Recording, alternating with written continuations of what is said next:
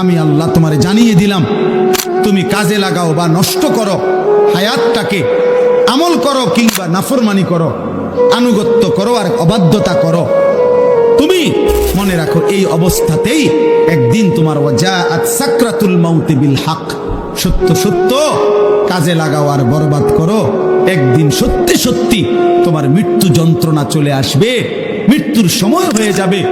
আর প্রত্যেক মানুষের মৃত্যুর সময় সর্বপ্রথম তার একটা মৃত্যুর যন্ত্রণা শুরু হয়, এটারে সাকরাতুল মাউত বলে।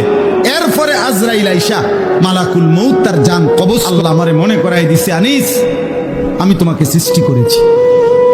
2 নম্বর আল্লাহ আমাকে বলতেছে, আনিস তোমার অন্তরের গভীরে যেই কথা আসা যাওয়া করে কল্পনাগুলোও আমি জানি।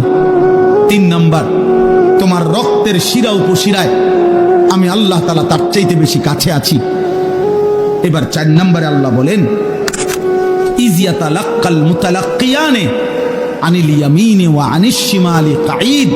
আল্লাহ বলে, বান্দা 4 নম্বরে মনে রেখো 24 ঘন্টা তোমার ডানে এবং বামে আমার 2 জন ফেরেশতা আছে।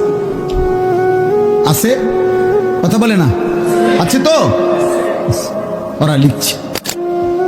এই 4টা হলো। 5 নাম্বার, মা ইয়ালফিজু মিন কাউলিন ইল্লা লাদাইহি রাকিবুন আতীদ।